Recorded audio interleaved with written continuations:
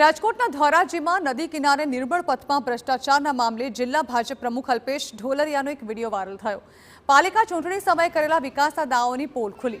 ધોરાજીને નમૂનેદાર road મળે તે માટે નિર્મળ પથનું નિર્માણ કરવામાં આવ્યું હતું। ભાજપ દ્વારા ધોરાજીમાં વિકાસ કામો થતા હોવાનો વિડીયોમાં ઉલ્લેખ કરાયો છે। નિર્મળ પથના કામમાં ભ્રષ્ટાચાર થતા સ્થાનિકોએ આ અંગે વિડીયો વાયરલ કર્યો। અલ્પેશ ઢોલરિયાના વિડીયો મારફતે તંત્રને જગાડવાનો પ્રયાસ કરવામાં આવ્યો। કોન્ટ્રાક્ટરે નબળી ગુણવત્તાના પેવર બ્લોક નાખતા ઉખડી ગયા હતા। ત્યારે TV9 અહેવાલ બાદ ફરીથી નવા બ્લોક નાખવાની ફરજ પડી હતી। ધોરાજીની અંદર ધોરાજીના લોકોને વોકિંગ કરવા માટે, ફરવા માટે, ખાણીપીણીનો એક સરસ મજાની બજાર બને એવા સરસ રજવાડી ટાવર અને આયોજન સાથે એક ધોરાજીનો નમૂનેદાર નંબર 1 રોડ બને ને એ ભારતીય જનતા પાર્ટીની સરકાર છે।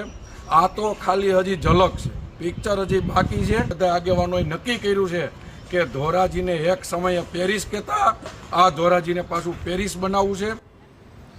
તો ઉલ્લેખનીય છે કે ધોરાજીમાં નિર્મળ પથમાં હલકી ગુણવત્તાના કામ અંગે TV9 અહેવાલ બાદ ધોરાજી પાલિકા તંત્ર નિંદ્રામાંથી જાગ્યું હતું અને કોન્ટ્રાક્ટરે કરેલું નબળી ગુણવત્તાનું કામ દૂર કરી નવા બ્લોક નાખવાની કામગીરી હાથ ધરી હતી। સ્ફુરા નદીના કિનારે લોકોને ચાલવા માટે બનાવેલા નિર્મળ પથમાં 1,67 લાખનો ખર્ચ કરાયો હતો। સમગ્ર મામલે હવે લોકોએ ભાજપ પ્રમુખનો વિડીયો વાયરલ કરી ચૂંટણી સમયે કરેલા દાવાઓની પોલ ખોલી છે।